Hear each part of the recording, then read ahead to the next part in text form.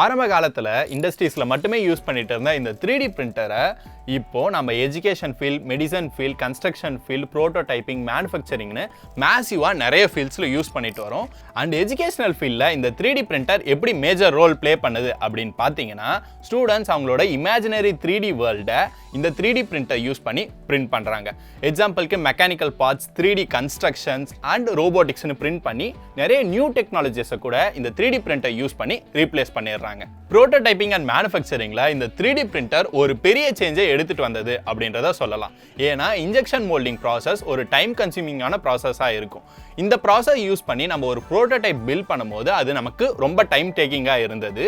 இதுவே நம்ம அதை 3D பிரிண்டர் யூஸ் பண்ணி பண்ணும்போது ரொம்ப சீக்கிரமாகவே ஒரு மாடலை கன்ஸ்ட்ரக்ட் பண்ணி முடிச்சிடலாம். இன்ஜினியரிங் ஃபீல்ட்ஸில் மட்டும் இல்லாமல் மெடிக்கல் ஃபீல்ட்ஸ்லையும் இந்த 3D பிரிண்டர் ஒரு பெரிய சேஞ்சை எடுத்துகிட்டு வந்திருக்கு.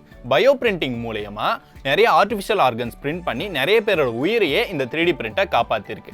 அது மட்டும் இல்லாமல் டைட்டானியம் ஜாஸ், டீத், டிஷ்யூஸ், போன்ஸ் நிறைய ஆர்கன்ஸையும் இந்த 3D பிரிண்டர் யூஸ் பண்ணி நம்மளால் பிரிண்ட் பண்ணிக்க முடியும். கன்ஸ்ட்ரக்ஷன் ஃபீல்டில் மேக்ஸிமம் மினியேச்சர் மாடல்ஸ்க்கு 3D பிரிண்டர் யூஸ் பண்ணுறாங்க. Like dams, bridges, building models, rockets எட்ஸெட்ரான்னு நிறைய பிரிண்ட் பண்ணியிருக்காங்க.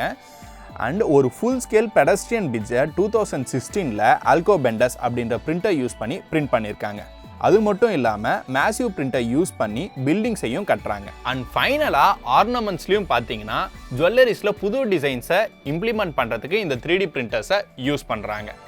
அண்ட் இப்போ நம்ம பார்த்த ஃபீல்ட்ஸ் மட்டும் இல்லாமல் ரொம்பவே மேசிவாக நிறைய ஃபீல்ட்ஸை இந்த 3D பிரிண்டர் கலக்கிக்கிட்டு இருக்குது. இந்த ஃபீல்ட்ஸ் மட்டும் இல்லாமல் உங்களால் இந்த 3D பிரிண்டர் யூஸ் பண்ணி ஒரு புது ஃபீல்டையை கூட கிரியேட் பண்ண முடியும்.